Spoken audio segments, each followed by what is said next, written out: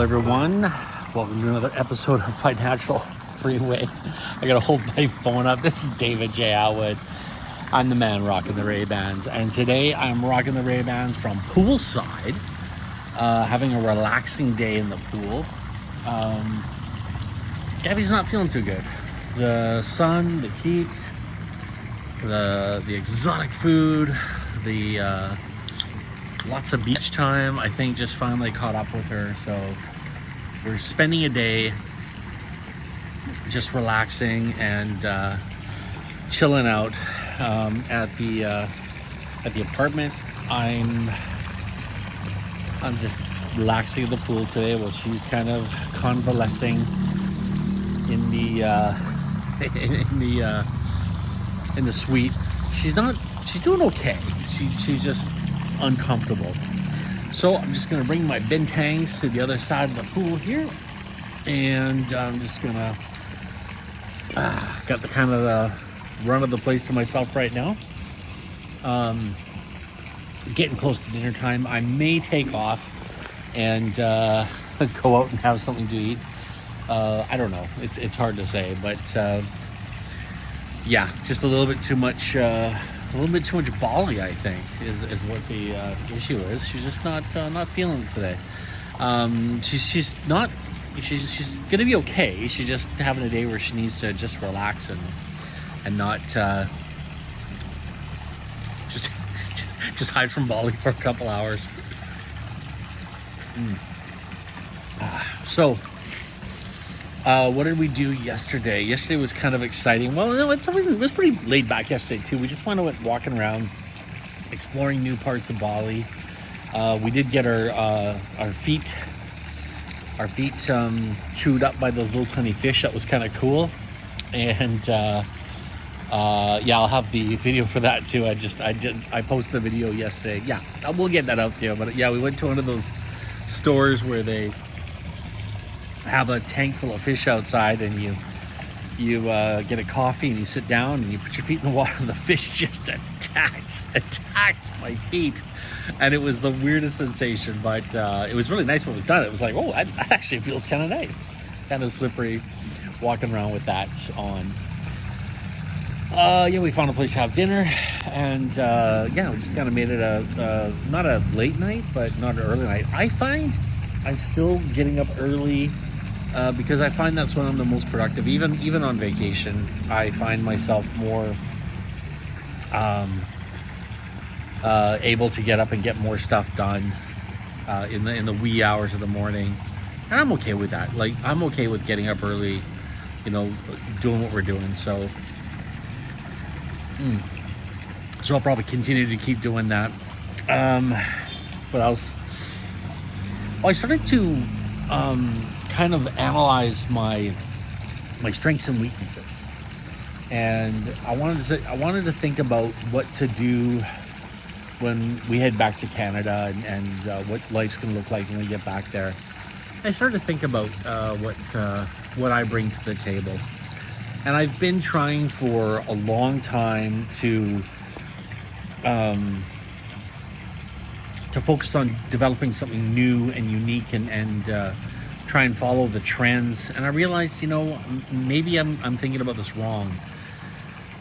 So I'm probably going to be diving back into my magic career and seeing what I can do with that. I think that was where I had the most success financially with, outside of investments.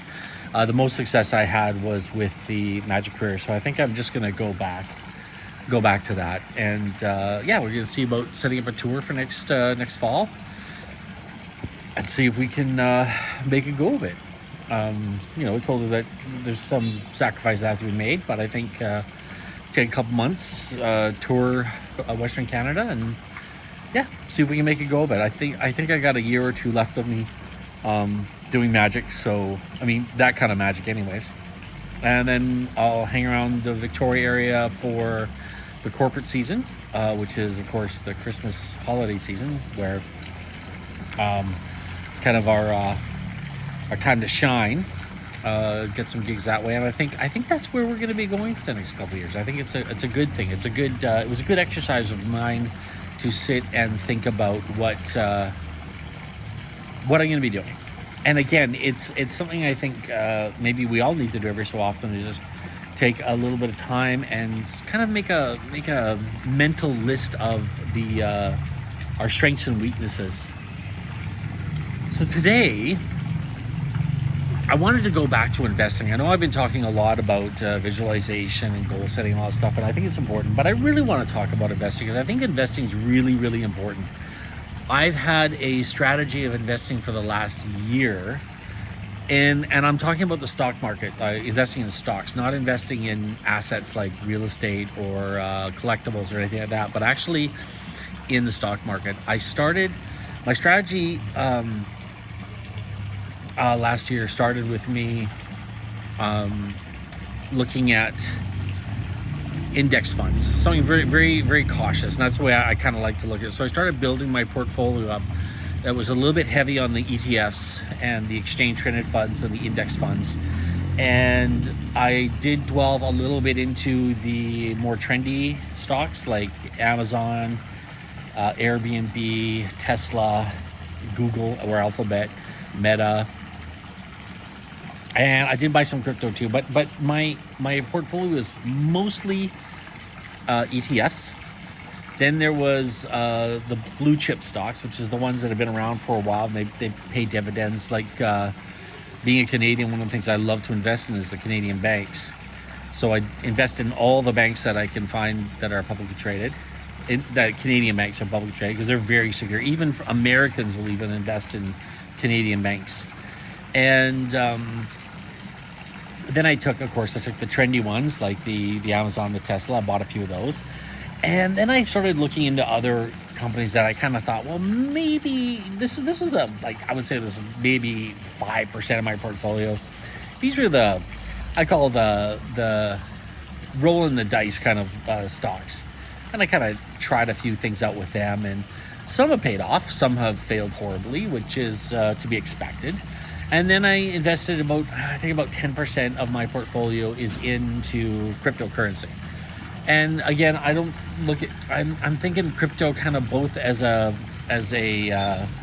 money, like an actual cash account, the way we look at fiat currency right now, and also as something to invest in because it rises and falls. It's got a little bit of volatility to it, so it makes it kind of fun and exciting. And it's been a cool ride with the crypto, so I'm kind of enjoying it.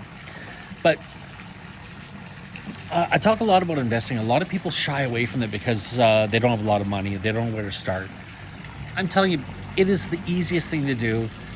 Get yourself one of the investing apps, Questrade, Robinhood.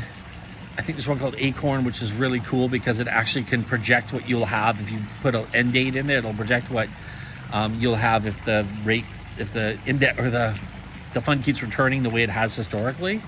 And mine, the one I use is Wealth Simple, and these are all really easy apps to use, and you can set it up so it is investing $1. One of the shares I buy, I'm very happy with, is my Berkshire Hathaway shares. Now there's two types of shares you can buy with the Berkshire Hathaway, and one of them is like $600,000 US a share. And the other one, you can buy just a couple of shares at a time. You can do what's called fractional purchases. So if you have $1, you can buy $1 worth of that stock. I mean, how easy is that? But the cool thing, this is really cool. If any of you have any stocks, so some of the stocks you have what's called drip investing, where your dividends will be paid to you every month. I know it's kind of complicated. It's a short video. I'd love to go into more detail with it. But the investments just keep reinvesting in on themselves, and eventually you start to notice that you're starting to have like a considerable portfolio that's starting to look a little bit healthy, a little bit more fun. Invest early. The reason I say to start investing in the micro investing with the $1 or as little as you can, just get used to investing. And the more you invest, the more you start to learn about investing, and the more you educate yourself about investing and finances, the more you start thinking about things differently. And when you start seeing a 14, 16, 18% return in your portfolio, you start getting pretty excited. And then you want to invest more. And then you start to realize the reason wealthy people think differently about money is they might have $1 million, but they don't have. It's not like they have $1 million. There's a squirrel right above me. It's not like they have $1 million cash that they can get into. They'll have a portfolio that's worth $1 million, and that starts building and building. And the more it builds, the more it gets exciting, and the more you get really animated about learning more about investing and more about your own personal financial health. It's a really great way to start. So I suggest start as quickly as you can. Get the app. The app's free. Set it up. And you can even set it up so it actually takes a little bit out every 2 weeks. So say you're getting paid every 2 weeks, you can have it set up so $1 a day, so $14 every 2 weeks goes into your investment fund, and from there you can even direct it into the various different funds, like different ETFs, the different index funds, the TSX 60, the S&P 500. All kinds of things. There's REITs. Oh, I could go on and on and on. But the important thing I wanted to talk about today on today's podcast was to get used to the idea of investing. Start investing quickly. Start it today. Doesn't matter about anything else. Just open up an account. And like I say, I don't get paid by these people to do this. I just really, really think it's important to start investing and start putting your money. And here's another thing too. If you've got all your money in your savings account, all of it in there, because you're worried you're going to lose it, that's really, really dangerous, because anything can happen to that cash. The cash could be devalued. The bank could go, it's hard for a bank to go under, but there's a lot of things that could happen to that cash, even just sitting there in the bank. So do yourself a favor, spread it around a little bit, and getting one of these apps, or 2 of these apps. I have just one. I just use one. And just have yourself investing in a variety of different things is a really smart thing to do. And it really helps get you set into the mentality of investing in the future. Anyways, folks, thanks so much for watching. Give me a thumbs up if you haven't already. If you like what you're watching here, subscribe. That's what I meant to say. Subscribe if you haven't already. Make sure you check out financialfreeway23.ca. That's where all the good stuff is. Like I said, I'm trying to put some more blogs up there, get some more stuff up there. And finally, as I always say, share the good word. Share the information so everyone understands they have a legal right to live a life of abundance. Thanks so much wherever you are in the world. God bless and have a